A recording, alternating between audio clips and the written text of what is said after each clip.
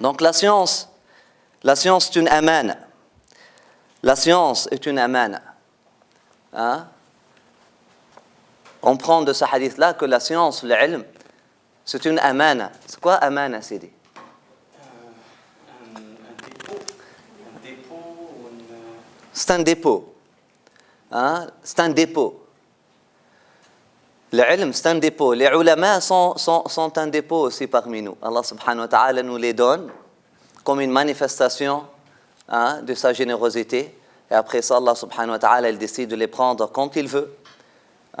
يعزهم بعزته أو يحجبهم بحجابه بحجاب عزته سبحانه وتعالى. Allah subhanahu wa ta'ala, il peut manifester les savants qu'il veut, il peut cacher les savants qu'il veut. Allah subhanahu wa ta'ala peut prendre chez lui les savants qu'il veut, comme il a pris avant des prophètes, comme il a pris Sayyidina Yahya, comme il a pris Sayyidina Isa, ya Isa, inni rafi'uka ilayya wa mutahhiruka min alladhina kafaru. Subhanallah.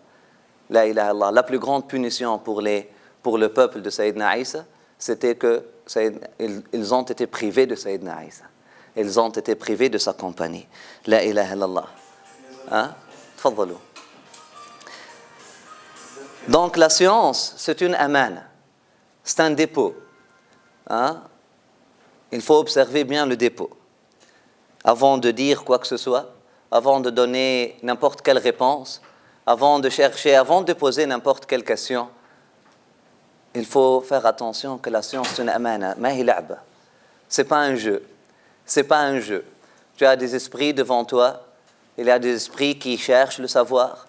Tu peux leur donner une opinion. Tu peux les égarer. Après ça, tu peux dire non, moi je les ai pas dit d'aller faire bombarder quoi que ce soit, mais tu leur as pas donné, tu leur as pas donné l'amour, tu leur as pas donné le savoir qui est bâti sur l'amour, qui est bâti sur la science, qui est bâti sur la science du cœur. Donc, tu n'as pas vraiment gardé ou observé ou protégé le dépôt qu'Allah subhanahu wa ta'ala t'a donné. La science est un dépôt. La science est un dépôt. Il faut la partager. Il faut la partager bien. Et qu'Allah subhanahu wa ta'ala nous donne tawfiq de voir la azama, de voir l'importance de tout ça. On était dans un cours, et puis un enseignant, il enseignait fiqh, c'est une question de fiqh, purement de fiqh, purement de droit musulman. La question des dépôts. Par Allah, j'en ai vu son visage rougir. Après ça, il était pâle, il tremblait, il parlait de dépôts. Là, il parlait de lorsque quelqu'un te donne quelque chose, ça c'est pas à toi, il a le droit de la réclamer n'importe quand, etc. Subhanallah. Là, il parle d'une question de pur droit. Mais son cœur entendait quelque chose d'autre. Son cœur entendait quelque chose d'autre. Parce que tes yeux sont un dépôt. Tes oreilles sont un dépôt. Tes pensées sont un dépôt. Tes sentiments sont un dépôt. Les gens autour de toi qui sont en train de t'écouter, c'est un dépôt. Et Allah subhanahu wa ta'ala va te questionner sur tous ces dépôts-là. Allah subhanahu wa ta'ala va te questionner sur tous ces dépôts-là. Tout vient de lui. Qu'est-ce qui vient de nous en vérité? Qu'est-ce qui vient de nous? Tout vient de lui, subhanallah. Tout vient de lui. C'est un dépôt. وَالَّذِينَ هُمْ لِعَهْدِهِمْ وَأَمَانَاتِهِمْ وَالَّذِينَ هُمْ لِأَمَانَاتِهِمْ وَعَهْدِهِمْ رَاعُونَ. Qu'Allah subhanahu wa ta'ala fait nous parmi ceux ou classe-nous parmi ceux qui observent et puis qui protègent le dépôt. Amin ya arhamar rahimin ya rabbal alamin. Amin ya arhamar rahimin ya rabbal alamin. طيب.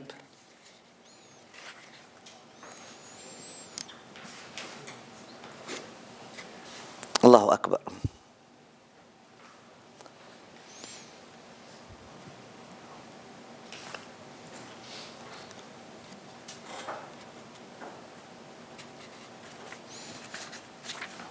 Vers la fin du premier chapitre de Fadl al-Ilm, l'imam al-Ghazali, il conclut avec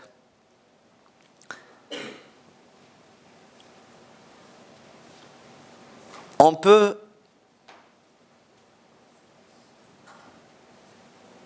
voilà, bismillah. On peut comparer l'ensemble de ces actions fondamentales de la vie terrestre aux parties de l'organisme humain envisagées comme un tout.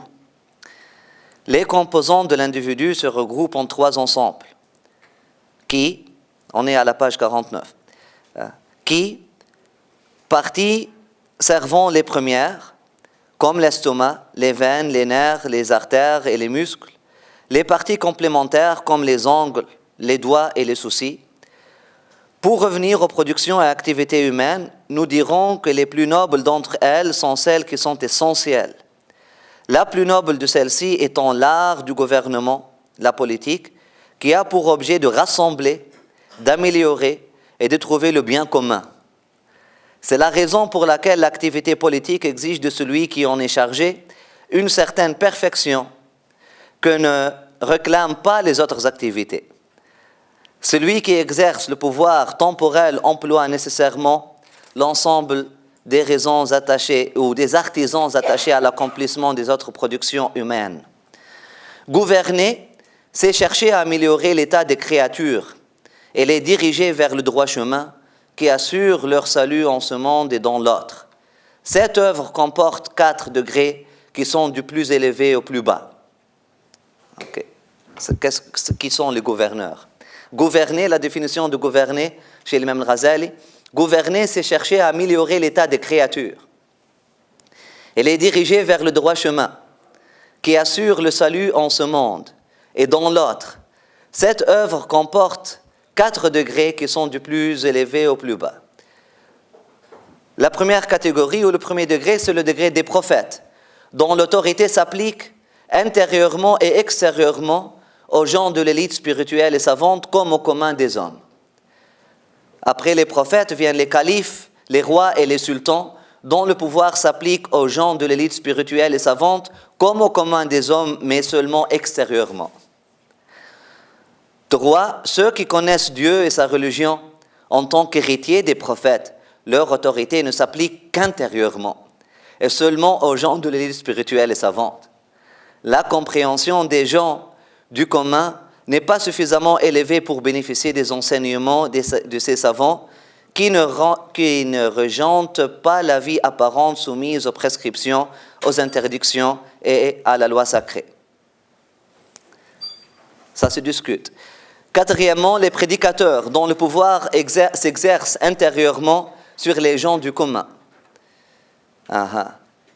Après les gens qui connaissent les connaissants de Dieu, il y a ce qu'on appelle les prédicateurs. Combien de prédicateurs vous connaissez? Des millions. Combien de savants connaissants vous connaissez? Peut-être une poignée, peut-être, subhanallah. Donc, prédiquer, prêcher, c'est un pouvoir. On parlait, parce que tout ça vient après le hadith que j'ai commencé avec, lorsque le prophète sallallahu alayhi wa sallam, il a dit, ils vont prendre des chefs ignorants. On parle du savoir. Pourquoi Rasulullah sallallahu alayhi wa sallam, il parle des chefs, des gouverneurs? On ne parle pas nécessairement du gouverneur politique. Il parle, même ceux des prédicateurs, même ceux qui prêchent, ils sont dans une position de pouvoir. Ils sont dans une position de pouvoir, surtout avec des jeunes, surtout avec des gens qui veulent vraiment chercher la vérité. C'est un pouvoir. C'est une arme. Et je dirais même, c'est l'arme la plus dangereuse aujourd'hui. Le terrorisme intellectuel, c'est le terrorisme le plus dangereux. Le terrorisme intellectuel, c'est le terrorisme le plus dangereux. Parce que vous pouvez pleurer, on peut pleurer pour ces 150 personnes qui ont été tuées, par exemple, à Paris, mais moi je pleure beaucoup plus pour ceux qui ont commis l'acte. Je pleure beaucoup plus pour ceux qui ont commis l'acte. Pour moi, ils sont des victimes encore pires. Parce que ces gens-là, ils sont décédés, peut-être si quelques-uns avaient de bonnes intentions, ou peut-être ils seraient des martyrs. Allahu a'lam. Ils sont décédés dans un accident comme ça. Allah subhanahu wa ta'ala va pardonner plusieurs péchés de ces gens-là à cause de la façon traumatisante dans laquelle elles ont vécu. Mais ceux qui ont commis l'acte, hein, pensant que c'est du bien, pensant que c'est du la ilaha illallah, pensant rendre service au bien. Moi, je pleure beaucoup plus pour ces âmes-là, parce que ce sont des âmes perdues pour du bon. Qu'Allah subhanahu wa ta'ala nous guide tous. Je pleure plus pour le potentiel qui existe encore. Et parce qu'on peut toujours dire que ce n'est pas notre problème, l'islam c'est la paix. Mais nous savons tous qu'il y a un potentiel autour de nous. Parmi nos jeunes, il y a des jeunes qui cherchent. Il y a des jeunes qui sont attirés à ces choses-là. Et puis il y a des prédicateurs qui sont en train de mobiliser des esprits naïfs et des esprits ignorants pour cette direction-là, dans cette direction-là. C'est une vérité. C'est une vérité. Et ça, dans tous les sectes. Tu trouves ça chez les baptistes, tu trouves ça chez les juifs, tu trouves ça chez les musulmans, tu trouves ça chez tous les sectes. Ils ont tous un même langage, noir et blanc. Ils ont tous un même langage, une même politique. Ils ont tous la même façon d'approcher les choses. Tu lis un discours d'un baptiste ou tu lis le discours d'un islamiste, c'est vraiment, on dirait, de paraphrase, on dirait du mot par mot, on dirait du copier-coller. Je ne parle pas de tous les baptistes, je parle de ceux qui sont vraiment dans l'extrême, des extrémistes parmi ça. Tu lis le discours d'un sioniste, c'est la même affaire. Tu lis le discours d'un extrémiste communiste, c'est la même affaire. C'est la même affaire. C'est toujours la même pensée. Nous versus eux, le bien versus le mal, c'est toujours ça. Subhanallah. Donc, quatrièmement, Imam Ghazali, il nous dit les prédicateurs dont le pouvoir s'exerce intérieurement sur les gens du commun. Et là, si je te dis qui sont plus dangereux, les gens du commun ou les gens de l'élite? Qui ont plus de pouvoir? Ça se discute. Ça se discute. Les philosophes, depuis l'Antiquité, ils ont discuté ce sujet-là, mais avec l'anarchie qu'on appelle Demos Kratos aujourd'hui, avec l'anarchie de démocratie qu'on appelle aujourd'hui, les gens de commun ont beaucoup plus de pouvoir. Parce qu'on les a mis, on a mis leur voix égale, la voix de n'importe qui dans la rue égale à la voix. Donc Bouchard et Taylor, les sages de cette société-là, ce sont les sages de cette société-là. Ils sont des sages, effectivement. Ce sont des philosophes sages, par exemple. Ils ont la même voix lorsqu'ils vont dans les élections. Leur voix ne compte pas 10 fois ou 100 fois ou 1000 fois. Monsieur Joe ou Madame Joanne, qui, elle est mobilisée par les médias, elle est esclavagée par les médias, elle n'a pas la capacité ou la faculté ou le temps libre pour s'asseoir, raisonner, critiquer. Subhanallah. C'est pour ça qu'on appelle ça anarchie. L'anarchie, comment nous sommes en train d'appliquer la Demos Kratos aujourd'hui. Donc les gens du commun ont beaucoup plus de pouvoir. Si on parle du terrorisme aujourd'hui, on parle de l'extrémisme, est-ce que vous trouvez ça chez les élites? Non.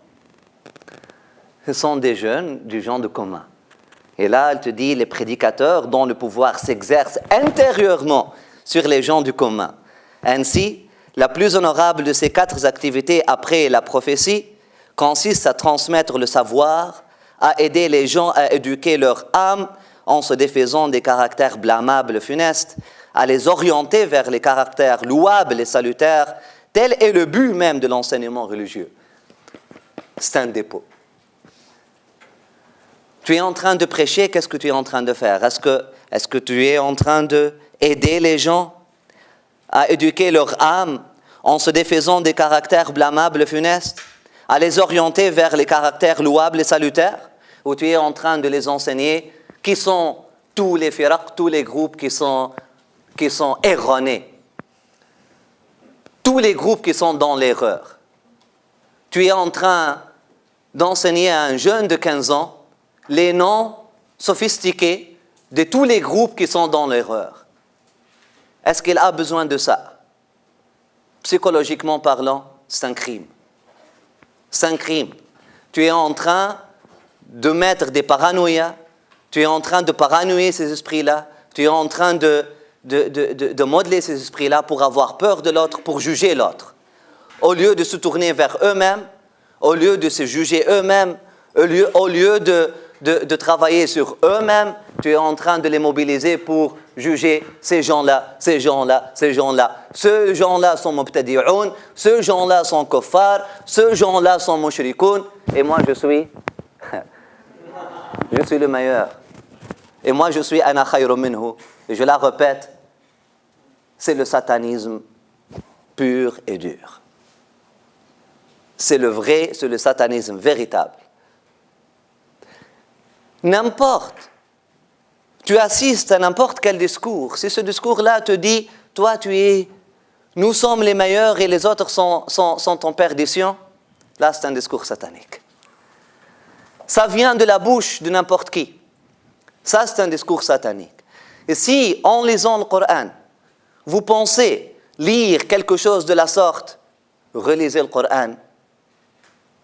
Relisez le Coran. Et relisez le Coran avec quelqu'un qui sait lire le Coran.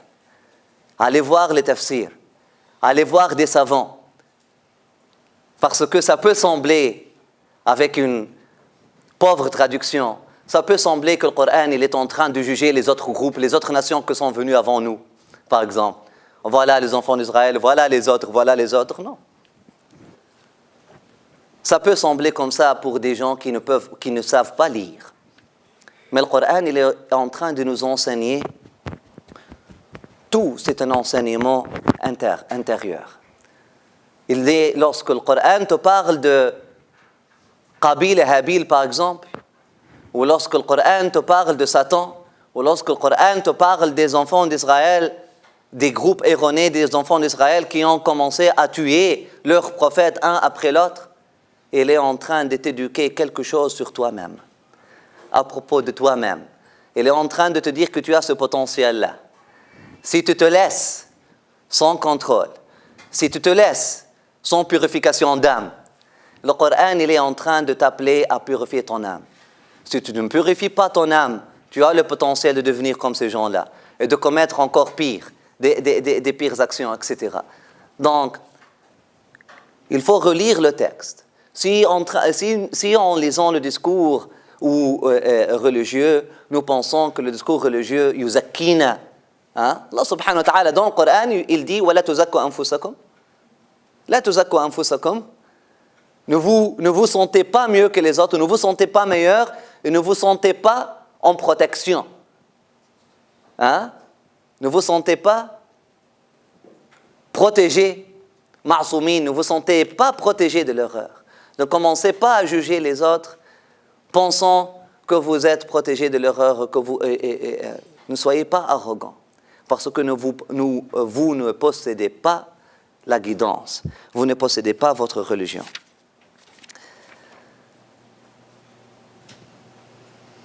Si nous affirmons que cette activité est plus noble que le reste des productions et des professions, Imam Ghazali continue, c'est parce que la noblesse d'une œuvre se reconnaît à 3 éléments. La faculté innée grâce à laquelle on arrive à connaître cette œuvre. Ainsi, les sciences intellectuelles ont plus de valeur que la linguistique, par exemple, puisqu'on comprend la sagesse avec l'intellect et le langage avec l'ouïe. Or, l'intellect est plus noble que lui. Son utilité globale, deuxièmement, son utilité globale. Ainsi, l'agriculture apparaît-elle plus noble que la joaillerie. Absolument. Celui qui me donne des oignons et des tomates me rend beaucoup plus de service que celui que l'orfèvre. Honnêtement, là. Honnêtement. Si on pense à la priorité des choses, celui qui me prépare à manger me rend beaucoup plus de service que l'orfèvre. Je peux m'en passer de l'orfèvre et de son orfèvrerie. D'ailleurs, les sœurs aujourd'hui ne portent plus des bijoux. Ce n'est plus à la mode. Mais on mange toujours. Le support utilisé, ainsi remarque-t-on que la joaillerie est plus noble que le tannage, car la première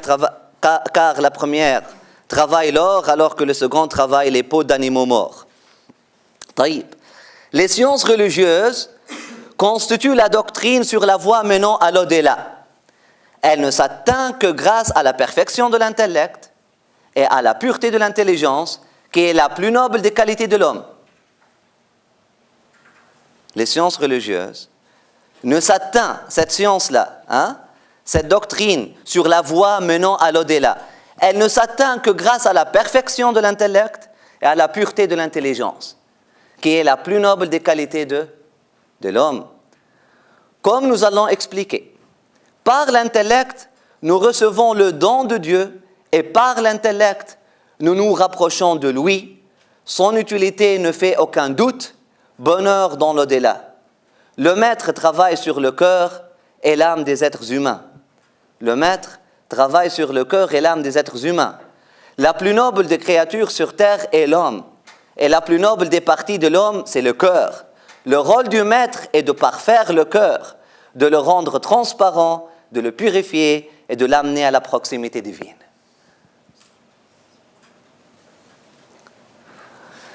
Par l'intellect, nous recevons le don de Dieu. Et par l'intellect, nous nous rapprochons de lui.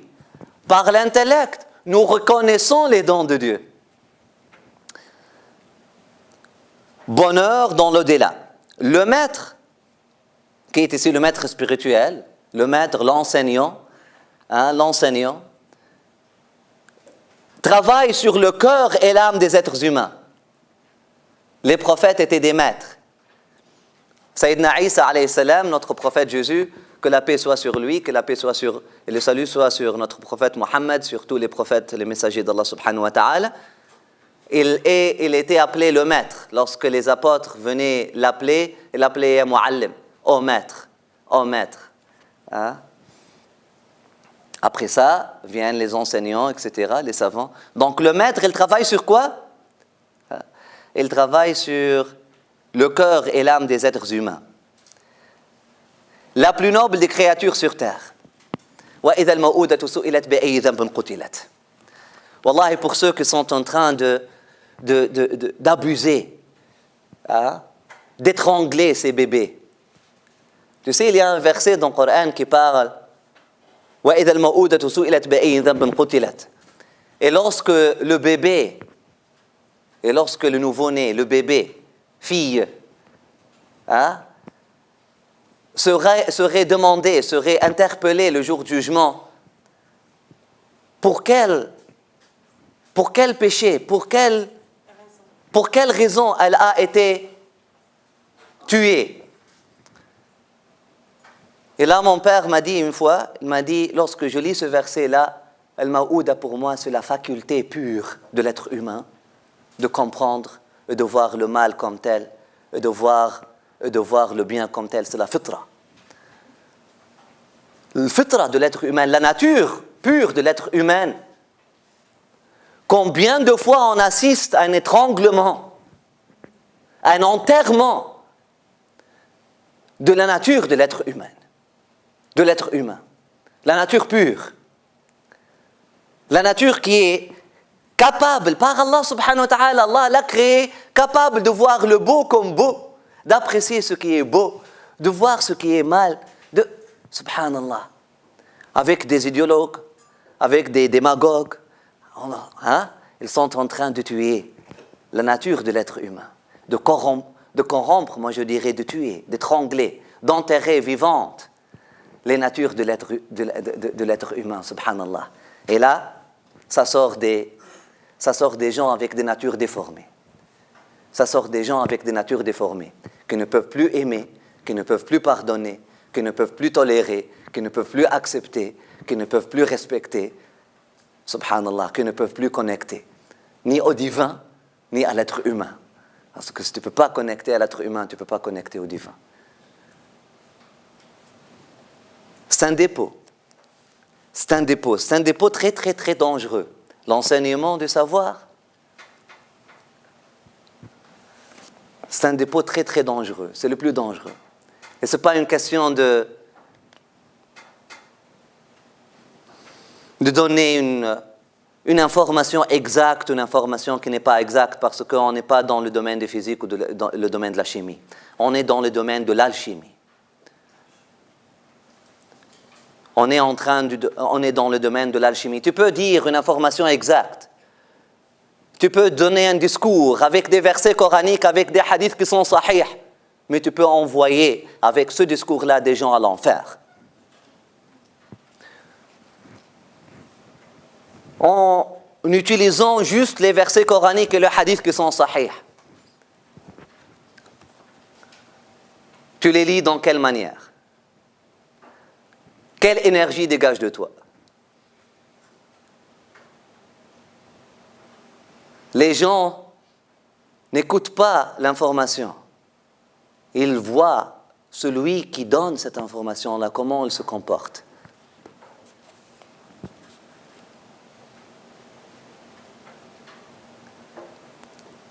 Et là, tu peux te défendre, te dire « Non, moi, je n'ai pas invité ces jeunes-là à faire quoi que ce soit. » Mais la façon avec laquelle tu prêches, avec cette alchimie-là, tu as attiré quoi en eux? Là, avec un être humain, tu peux parler avec un être humain, tu peux attirer ce qui est bon et noble en lui, comme tu peux, wala'iyadhu billah, attirer ce qui est dur en lui. Nous avons ces deux forces-là, nous avons ces deux contradictions-là, nous avons ces deux potentiels-là. Tu travailles avec l'ange ou tu travailles avec Satan. La plus noble des créatures sur terre est l'homme. Et la plus noble des parties de l'homme, c'est le cœur. Le rôle du maître est de le parfaire. Parfaire le cœur, le rendre transparent, pas le rendre corrompu. Parfaire le cœur et le rendre transparent. Parfaire le cœur et le rendre transparent. Et de le purifier et de l'amener à la proximité divine. Enseigner le savoir, c'est donc d'une part adorer Dieu et d'autre part le représenter sur terre. C'est le vrai khilaf. C'est même une des manières les plus élevées d'être vicaire de Dieu. D'être vicaire, excusez-moi. D'être le vicaire de Dieu, Khalifat Allah subhanahu wa ta'ala. En effet, Dieu inspire au cœur du savant la science, qui est l'un de ses attributs privilégiés. Le savant est le gardien des trésors de Dieu, qui est autorisé à en faire profiter tous ceux qui en ont besoin. Quel rang pourrait être supérieur à celui du serviteur qui est intermédiaire entre Dieu et ses créatures, pour les rapprocher de lui et les conduire au refuge du paradis? Que Dieu, dans sa toute générosité, fasse de nous de tels hommes et qu'il bénisse tous les serviteurs purs et élus. Amen. C'est comme ça que l'imam Ghazali conclut le chapitre 1. Timely. Nous avons besoin de ce chapitre-là.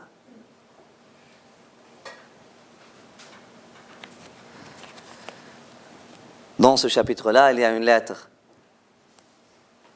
à nos leaders politiques comme à nos leaders religieux et à nous-mêmes, avant tout, parce que tu es ton propre leader politique et tu es ton propre leader religieux.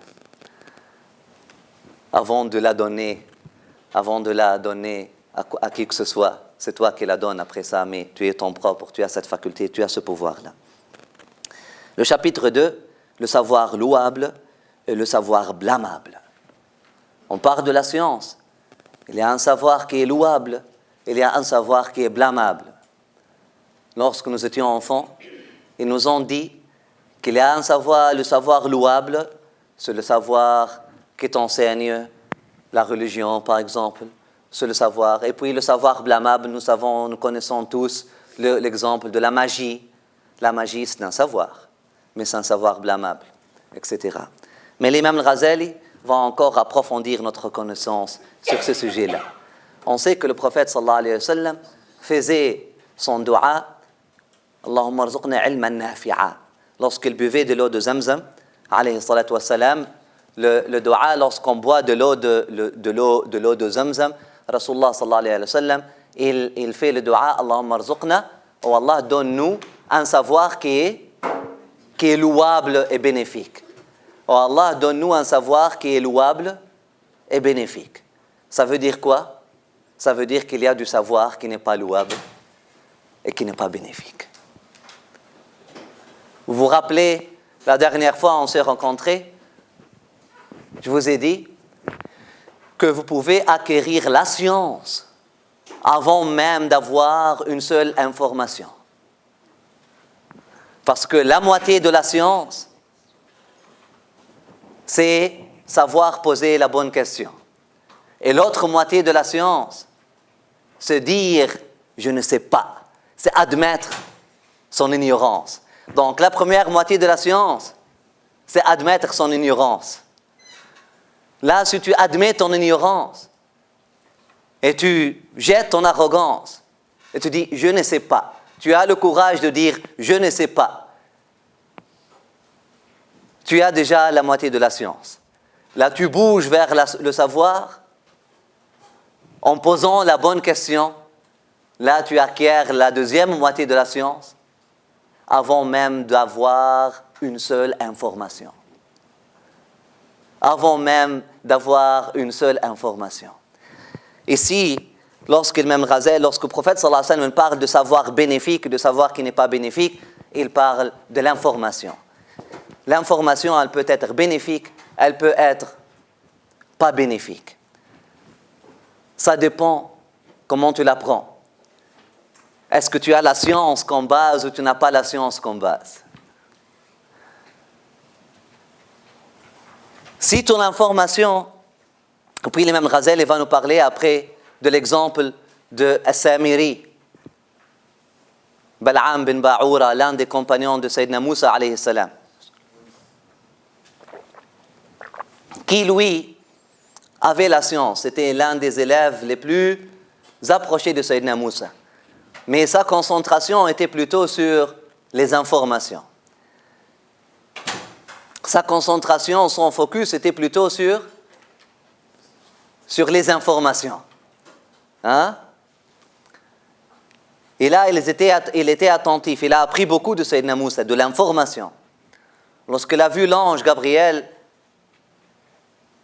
il l'a reconnu. Les autres compagnons de Sayyidina Moussa ne l'ont pas reconnu. Lorsqu'il a vu l'ange Gabriel, il l'a reconnu avec les informations qu'il a eues de Sayyidina Moussa. Il a pris un peu de poussière. Il a pris un peu de poussière. Hein? Des traces ou des traces de Sayyidina Jibril alayhi salam, ou des traces du cheval de Sayyidina... Hein? Les pas, oui, les traces des pas ou du cheval de Sayyidina, ou de la poussière que faisait bouger le cheval de Sayyidina Jibril alayhi salam. Il l'a pris, parce qu'avec la connaissance, lui, il connaît que Sayyidina Jibril, c'est Ar-Ruh, c'est le Saint-Esprit, c'est la vie qui circule. Et là, qu'est-ce qu'il a fait avec cette information-là? قال فقبضت قبضة من أثر الرسول فنبذتها وكذلك سولت لي نفسي. Il n'a pas eu la science avant l'information. Il a dit, j'ai pris un peu de poussière, une poignée de poussière, hein? Des traces du prophète ou des traces du messager, Jibril. Et là, j'ai fait ce que j'ai fait avec. Qu'est-ce qu'il a fait avec? Il a lancé sur un veau d'or, et le veau d'or est devenu animé ou a commencé à faire des voix. Et là, c'est devenu une fitna. C'est devenu un test pour les gens, pour les compagnons de Sayyidina Moussa. Et il leur a dit, Hada ilahukum wa ilahu Moussa. Ça, c'est votre Dieu et c'est le Dieu de Moussa. L'histoire est très symbolique. L'histoire est très symbolique. Mais le message de As-Samiri, je l'aime bien. Le message de cet étudiant de Sayyidina Moussa, qu'est-ce qu'il a dit? Si je résume son message, il dit, oh Sayyidina Moussa, mon problème, j'ai eu le savoir, mais je n'ai pas purifié mon âme avant. Parce que je n'ai pas eu la science avant, parce que je n'ai pas purifié mon âme avant, lorsque j'ai pris cette information-là, qui n'est pas une information, qui n'est pas du savoir blâmable comme tel. Comme tel, ce n'est pas du savoir blâmable, c'est du savoir qu'Allah subhanahu wa ta'ala a enseigné à Sayyidina Moussa. Mais, parce qu'il n'avait pas l'âme pure, qu'est-ce qu'il a fait avec ce savoir-là? Il a semé la corruption sur terre. Il a semé la corruption sur terre. Je donne ça comme introduction, donc, et pour faire cette nuance-là, le savoir qu'on pense être louable, même la science de tafsir, même la science de hadith, n'importe quelle science, la science de religion, qu'est-ce qui est louable que ça? Ça peut devenir blâmable si tu n'as pas la science avant ça. Si tu n'as pas la science avant ça. Si tu n'as pas l'âme pure avant ça. Si ton âme n'est pas purifiée avant ça. Tu prends le verset du Coran et là tu commences à juger, à faire takfir de tes frères musulmans autour de toi. Tu prends le verset du Coran, au lieu de faire bouger ton cœur pour pleurer, pour comprendre quelque chose en toi, pour prendre quelque chose sur la valeur de l'être humain, etc. Tu prends ce verset-là et tu le jettes comme une pierre dure sur un frère ou sur une sœur. Subhanallah. Tu prends ce hadith et tu fais la même chose avec. Le savoir le plus louable peut devenir le plus dangereux si nous n'avons pas l'âme pure avant. C'est pour ça, mes chers frères et sœurs, Imam Al-Ghazali, il va conclure ce chapitre-là. On va lire un peu, mais je vous fais un résumé de ce chapitre. C'est pour ça, l'Imam Al-Ghazali, il dit vers la fin, donc la science de la religion, que j'appelle vraie science de religion, c'est la purification de l'âme. C'est la purification de l'âme. C'est la purification de l'âme, c'est le fond. C'est le fond. Parce que si tu n'as pas l'âme pure, si tu n'as pas un cœur purifié de l'arrogance, subhanallah, tu peux utiliser l'information dans une direction totalement fausse, dans une direction totalement dangereuse. Tu peux te corrompre toi-même et corrompre ceux qui sont autour de toi. L'âme pure, purifier la nature humaine, qui est un retour à l'origine de la nature humaine. Allah subhanahu wa ta'ala nous a créés dans une nature qui est pure. Retourner à cette origine-là, à cette fitra-là. L'islam dit nous fitra. L'islam, c'est la religion de la fitra. Tu ne peux pas avoir le vrai islam si tu n'as pas une nature qui est pure. Hein? Purifier l'âme, purifier le cœur. Après ça, là tu as la science déjà. Là tu as la science. Là toutes les informations après ça. Premièrement, tu vas pouvoir distinguer entre l'information prioritaire et l'information qui n'est pas prioritaire. Si tu as l'âme pure. Hein? Deuxièmement, tu vas pouvoir distinguer c'est quoi l'information dont Allah subhanahu wa ta'ala veut de toi d'apprendre ou recueillir. C'est quoi l'information qu'Allah subhanahu wa ta'ala ne veut pas de toi ne veut pas que tu cultives. Et troisièmement, tu sauras comment tu se connaîtras, tu auras le secret de cette science-là, le secret de cette information-là, et tu pourras l'utiliser dans la bonne direction. Alhamdulillahi Rabbil Alamin. Pourquoi l'imam Al-Ghazali, il nous enseigne, il fait énumération des actes. Il a commencé avec Shahadatayn, As-Salat, Zakat, As-Sawm, et là il arrive au Hajj. Après ça, il dit, telle est donc la progression à suivre pour connaître l'ensemble des actes constituant les obligations individuelles. Après ça, Imam Ghazali nous parle de la deuxième composante de la science obligatoire qui est relative aux actes. C'est-à-dire les choses qu'on doit les choses que l'on doit laisser. Cet aspect, il dit, ça prend en fonction des situations personnelles qui sont différentes. En effet, le muet, celui qui est muet, une personne qui est muette, n'a pas à apprendre ce qu'il ne faut pas dire. Ni l'aveugle apprendre ce qu'il ne faut pas voir. Ni le bédouin apprendre ce qu'il se rapporte à la vie urbaine. Ce genre d'obligation dépend des circonstances. Ainsi, S'il n'est pas nécessaire, là, il est en train d'introduire quoi? Il est en train d'introduire la notion que les ulama appellent al-daruri min ulum ad-din. Le nécessaire des sciences de la religion. Qu'est-ce qui est daruri? Qu'est-ce qui est nécessaire? Qu'est-ce qui t'est nécessaire? Qu'est-ce qui t'est nécessaire? Pourquoi? Pourquoi, mes chers frères et sœurs, c'est important d'aborder ce sujet-là?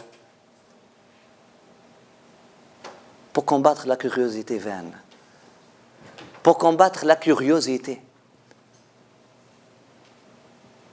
Là, j'ai eu un frère converti, et puis il aime le soufisme, et puis il m'est venu avec un livre de Sidi Abdelaziz Dabbar, le livre de l'Ibriz. Un livre que même ceux qui sont instruits dans la science de Tasawwuf ne sont pas conseillés à lire avant d'atteindre un certain degré, pour pouvoir distinguer, pour pouvoir faire quelques nuances. Et là, il me vient avec ce livre-là, et là, je veux le lire avec toi, Cheikh. Alhamdulillah, avec un sourire, je lui dis Bismillah. J'ai fait une prière pour lui le lendemain. Il est venu, il m'a dit Subhanallah, lorsque tu m'as dit oui, je m'attendais à ce que tu me dises non. J'étais prêt à défendre, mais lorsque tu m'as dit marhaba oui, honnêtement,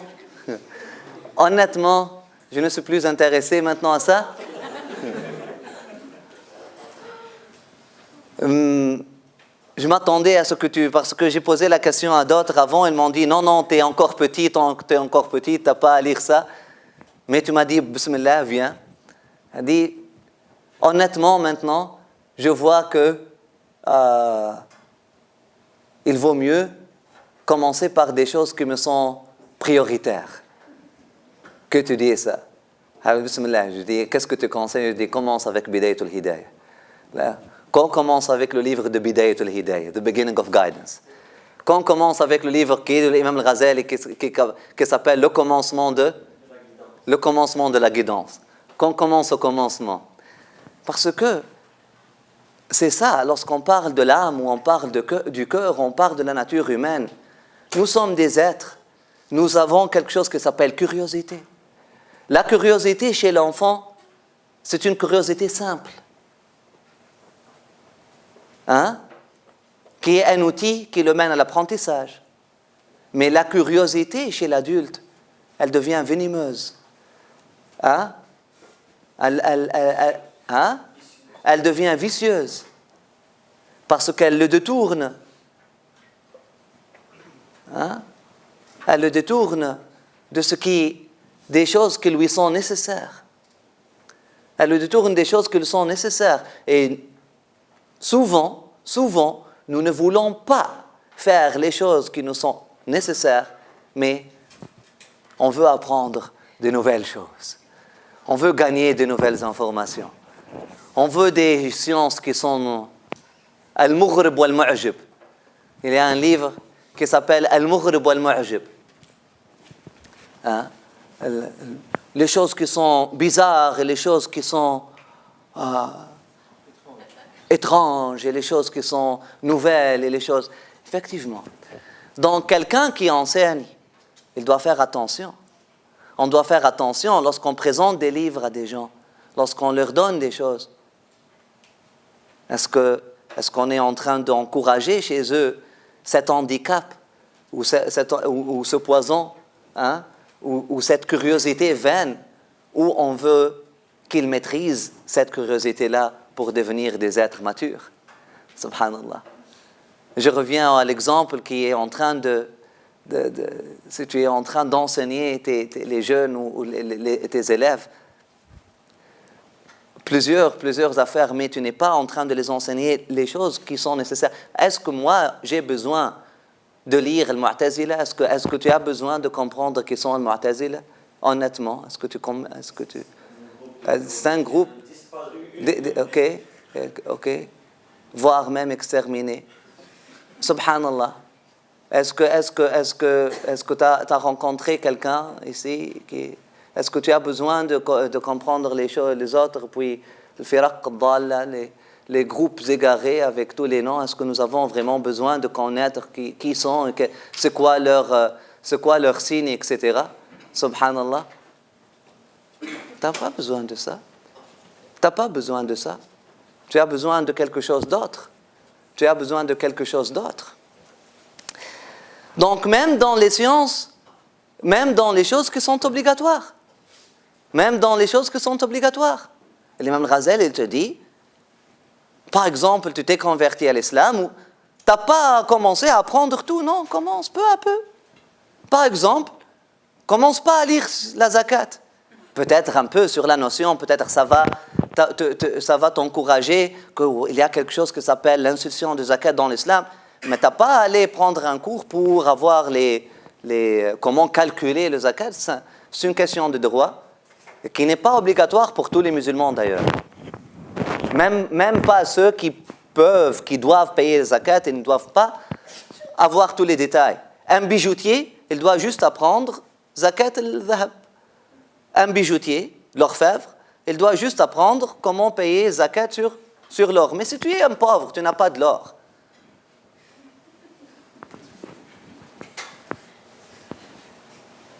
À moins que tu aies maîtrisé la science et là, tu t'apprêtes pour devenir un savant. Là, c'est notre affaire. Après avoir maîtrisé la science là dont tu as besoin toi-même. Mais il faut te sauver toi-même avant d'essayer de sauver les... Absolument. Tu ne commences pas, moi je vais me spécialiser. Non, avant de te spécialiser, il faut que tu maîtrises la science qui te sauve, qui te mène à l'au-delà. Après ça, après ça, tu peux te spécialiser. وهذا يصبح اسمه فرض كفاية.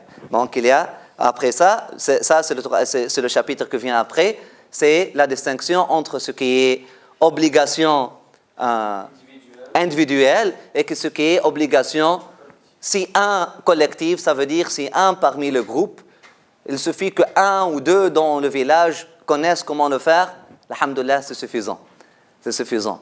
On n'a pas besoin que tout le monde sache calculer zakat, par exemple. Comment payer les taxes. Non, ou zakat. On n'a pas besoin que tout le monde devienne spécialiste dans la matière. S'il y en a des spécialistes, alhamdoulilah.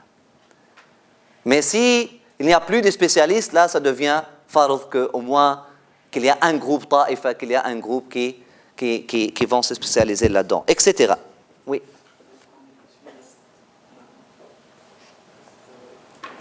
Bismillah. On continue avec ce paragraphe. Après ça, Bismillah, on prend des questions. Taïb. C'est pour ça, elle te dit, ainsi, il n'est pas nécessaire d'apprendre les choses dont on peut se passer. En revanche, celles qui nous concernent doivent être connues pour pouvoir s'en débarrasser. Tout ce que nous avons expliqué précédemment constitue donc la science que tout musulman doit véritablement acquérir. Cette obligation individuelle consiste à connaître les modalités de la science nécessaires. Quiconque connaît cette science, ainsi que les moments où elle s'impose, possède le savoir incombant à tout un chacun. Donc, tu dois savoir le moment où cette science-là s'impose. Chercher la chose avant son moment. Tu ne peux pas prier Dhuhr avant le temps de Dhuhr. Donc, ça ne sert à rien à apprendre une science avant que le temps ne vienne. Tu n'as pas l'intention d'aller au Hajj. Tu n'as pas encore maîtrisé comment faire tes prières et tu veux aller lire un livre qui parle du rituel de Hajj. Là, tu n'as pas respecté ce qu'on appelle Fardhul Waqt, l'obligation. Lorsqu'on parle de l'obligation du temps, les soufis ont une compréhension. Qu'est-ce que cela veut dire, l'obligation du temps? Je dis, c'est les obligations externes. Il y a des temps à venir. Il y a une obligation. L'obligation de purifier ton âme, c'est vraiment l'obligation immédiate. Immédiate. Parce que tu peux mourir en tout temps. Et Allah subhanahu wa ta'ala dit dans le Coran, « Illa man atallaha biqalbin salim » sauf celui qui vient à Allah avec un cœur pur. Donc, purifier ton cœur, maîtriser la science de purifier ton cœur. Hein? Pour les soufis, avec ce verset-là, et effectivement, dit c'est l'obligation du temps avant toute autre affaire, hein, ou en parallèle avec toute autre affaire. Il dit les soufis sont également dans le vrai lorsqu'ils évoquent la nécessité de savoir comprendre et distinguer entre les suggestions diaboliques et l'inspiration angélique. Donc, pour démystifier encore, c'est quoi la science du soufisme, c'est quoi la science du tasawwuf? هو علم الواردات الربانية هو علم الواردات. Il a été, avant d'être appelé la science de purification, ça a été appelé la science de furqan, de distinction. Ça vient du Coran. ومن يتق الله نجعل له فرقانا. Celui qui fait taqwa d'Allah subhanahu wa ta'ala, celui qui observe, celui qui cherche Allah subhanahu wa ta'ala, Allah va lui donner un pouvoir de discernement. Un pouvoir de discernement. Pour distinguer entre quoi et quoi? Entre le bien et le mal. Mais plus important, ce n'est pas entre le bien et le mal autour de toi, mais beaucoup plus important, entre al-waridat. Parce qu'il y a des choses, maintenant tu es assis ou tu es assise dans ce cours. Combien de messages sont venus à toi, pas de ce micro-là, mais du micro qui est encore plus, des haut-parleurs qui sont en dedans. Il y a des messages qui viennent d'ici et des messages qui viennent d'ici. Al-insan bayna lammati malak wa lammati shaytan ma'ash. L'être humain, il y a toujours, le Coran même nous enseigne, nous dit que tu es en train d'écouter aux anges en même temps que le shaitan. La sœur qui m'a posé la question, je lui ai envoyé une réponse pour l'histoire là, que nous avons partagée. Les deux là, qui marchaient derrière Sayyidina Isa alayhi salam, et puis un d'eux a eu l'inspiration diabolique et l'autre a eu l'inspiration angélique. Qu'est-ce qui a fait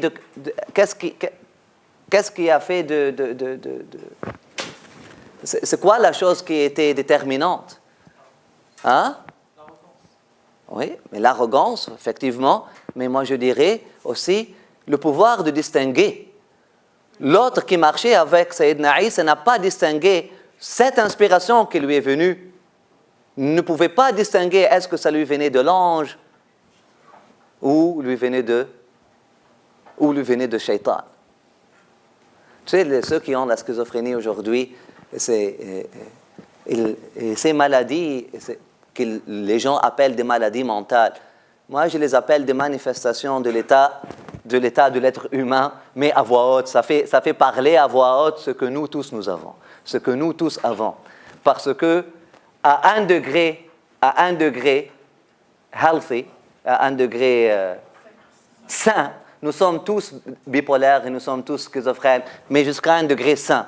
Mais lorsque ça dépasse la limite, lorsque ça commence à parler à voix haute, là, qu'est-ce qu'un schizophrène te dit? J'entends des voix. Et il est en train, effectivement, les voix que toi, tu les entends à peine. Lui, il les entend à haute voix. Ça veut dire, cette personne-là, elle est mauvaise, va, tu es là. Cette personne-là, elle est bonne, va avec elle. Et puis, les voix se combattent. Pouvoir distinguer. Le pouvoir de distinguer, le discernement. Donc, les maîtres soufis te disent, At-tasawwuf huwa ilmu tasfiyah, c'est la science de, ça vient de saffa, yusaffi, ça vient de tamiser, ça vient de filtrer. C'est la science de filtration, filtrer les messages qui te viennent de l'ange et les messages qui te viennent de Shaitan. Parce que le prophète sallallahu alayhi wa sallam nous a dit dans le hadith sahih, l'être humain, le cœur de l'être humain est entre lammatul malak wa lammatul shaitan, il est entre ces deux messages-là, le message angélique et le message satanique. Et là, est-ce que vous êtes d'accord que cette science-là, c'est vraiment la science la plus importante? J'ai besoin vraiment de savoir ces choses-là. هو علم تصفية الواردات. التصوف Vous pouvez écrire cette définition-là. At-tasawwuf huwa ilmu tasfiyat al-waridat. Le tasawwuf ou le soufisme, c'est la science de filtrer, c'est la science de filtration des inspirations. Filtration des inspirations. Comment filtrer les inspirations? Comment savoir si cette inspiration-là me vient de la droite ou cette inspiration-là me vient de la gauche? C'est ça la définition. C'est ça la définition. Ce n'est pas des gens qui tournent, ce n'est pas des gens qui dansent, ce n'est pas des gens qui utilisent des tambours, ce n'est pas des gens qui fument le hashish, ce n'est pas les gens que vous voyez sur YouTube, ce n'est pas des gens qui célèbrent le Mawlid. Tasawwuf, c'est une science. Les autres aspects sont des aspects culturels. À 90% sont des aspects culturels qui sont sains parce qu'ils reconnaissent la nature de l'être humain. Et il y a 10% des cultures qui ne sont pas saines, qui sont à changer, qui sont à éviter, etc. Mais ça, c'est de la culture. Ce que le monde maintenant critique chez les soufis, c'est la culture qui est autour de la science. Parfois, les gens qui pratiquent la culture du soufisme n'ont rien à voir avec la science de tasawwuf. C'est venu juste du folklore. C'est devenu juste du folklore.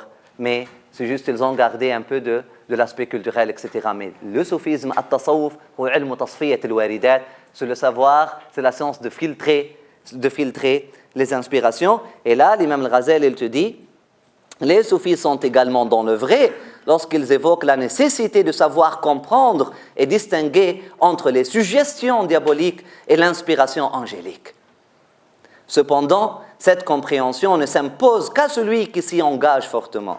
Dans la majorité des cas, l'homme ne se libère guère des chaînes du mal, de l'hypocrisie et de l'envie. Pour ce faire, on pourra s'instruire et trouver les enseignements dont on a besoin dans la troisième partie de notre ouvrage qui est consacrée aux causes de perdition, Rubu'u al-Muhlikat, qui est le chapitre le plus important. Comment cette connaissance ne serait-elle pas obligatoire? Comment cette connaissance ne serait-elle pas obligatoire alors que le prophète a dit « Trois choses causent la perdition de l'homme, l'avarice à laquelle il obéit, la passion qu'il suit et sa vanité. » Comment la science de Muhlikat, comment la science des choses qui peuvent te détruire ne serait pas obligatoire alors que le prophète sallallahu alayhi wa sallam a dit trois choses causent la perdition de l'homme, l'avarice à laquelle il obéit, la passion qu'il suit et sa vanité. Subhanallah. Tu peux mémoriser le Coran, tu peux mémoriser le hadith, tant que tu n'es pas pur de ton avarice, tu n'es pas muflih. Et Allah subhanahu wa ta'ala n'a pas dit, ne dit pas celui qui mémorise le Coran, ulaika hum muflihun. Non, il a dit, وَمَنْ يُوقَ شُحَّ نَفْسِهِ أُولَٰئِكَ هُمُ الْمُفْلِحُونَ. Celui qui est protégé de sa propre avarice. Lorsqu'on parle d'avarice, ce n'est pas avarice relative à l'argent. Reconnaître le khayr dans l'autre, reconnaître le bien chez l'autre, ne pas reconnaître, insister à ignorer le bien chez l'autre parce qu'il vient d'une autre culture ou d'un autre pays ou d'une autre religion ou d'un autre groupe ou d'une autre race, ou juste parce qu'il est autre, insister à ne pas voir le bien chez l'autre, c'est vraiment l'avarice.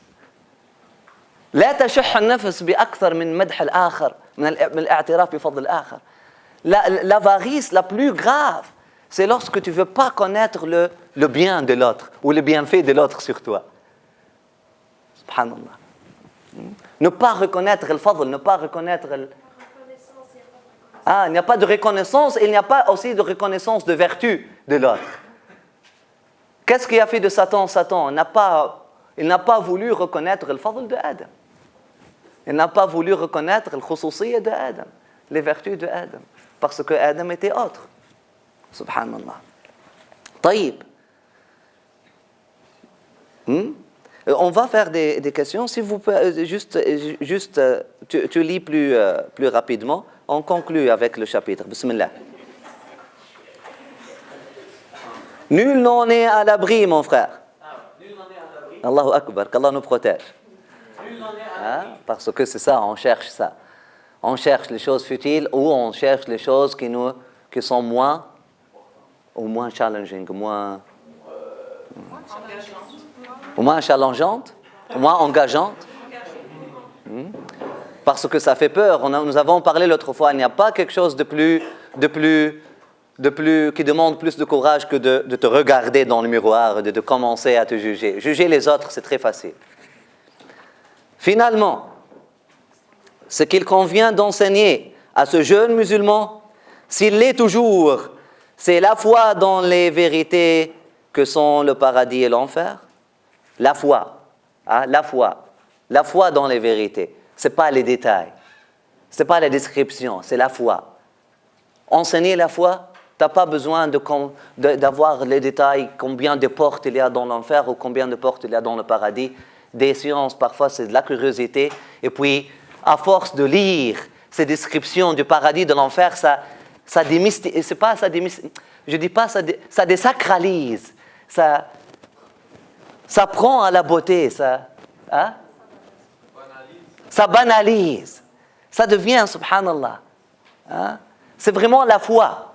Et même les descriptions coraniques de l'enfer et du paradis ne sont pas des descriptions détaillées. Ce sont des descriptions c'est de la science. C'est vraiment moi je dirais même des chocs électriques. Mais pas des chocs électriques comme les chiropraticiens utilisent, par exemple, quelque chose comme ça. C'est pour soigner.